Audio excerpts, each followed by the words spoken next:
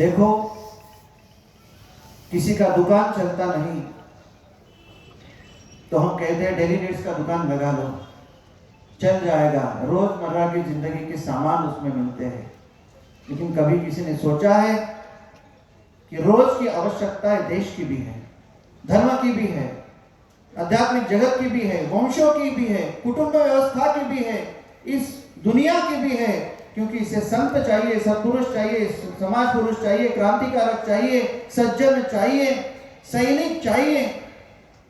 लेकिन ये सब सज्जन वृत्ति के चाहिए, अच्छे मन मस्तिष्क और संकल्प करने की ताकत रखने वाले चाहिए। इनको निर्माण करने की ताकत और सामर्थ्य केवल संप्रदायों में होता है। और अगर स्वामीनारायण संप्रदाय जैसे संप्रदाय इस देश में उदित होते हैं तो देव देश धर्म के लिए और हमारे पूरे सज्जनता की जो भी मांगे हैं उन सब के लिए उनकी रोज की आवश्यकता की पूर्ति करना, संत निर्माण करना, समाज सेवक निर्माण करना, क्रांतिकारक निर्माण करना, सज्जन निर्माण करना, ये केवल कोई कर सकता है तो ये स्वामीनारायण संप्रदाय जैसा संप्रदाय और ऐसे चंद बचे हुए संप्रदाय कर सकते हैं। और इस कारण इस संप्रदाय की वृद्धि होना परम आवश्यक है। माने हमारे देश में किसी संप्रदाय का संघर्ष नहीं होता है, किसी संप्रदाय की परस्पर मतभेद नहीं होते हैं। अपने अपने भगवत स्वरूप आराध्य और उपास इष्ट देवता को धारण करते करते संप्रदाय वृद्धिंगत होता है। लेकिन सबका लक्ष्य एक होता है, सबके आराध्य और इष्ट उसका मूले तत्र स्थितो ब्रह्मा, वही परमात्मा होता है।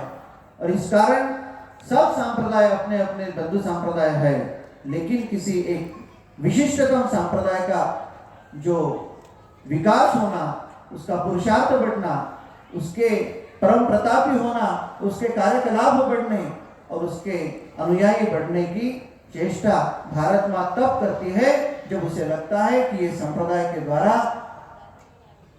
मैं पुरुषार्थ में बनूंगी, मैं अजेय बनूंगी, मैं विश्वगुरु बनूंगी।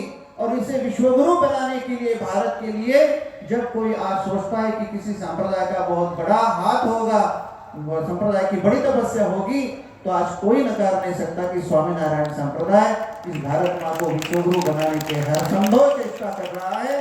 यत्र तत्र सर्वत्र जब किसी देश की और भारत की संबंधों की चर्चा वार्ता होती है तो उसे जाते समय मेरा तो कई राष्ट्रीय क्षेत्र के, सत्ताधारी क्षेत्र के लोगों का मिलना होता है, तो कहीं भी कहीं जाना होता है तो पहले ये सोचते हैं कि वहाँ स्वामीनारायण संप्रदाय का मठ है क्या, वहाँ स्वामीनारायण संप्रदाय के कोई स्वामी जी रहते हैं क्या, वहाँ उनसे चर्चा की जाए, चर्चा करके वहाँ जाया जाए।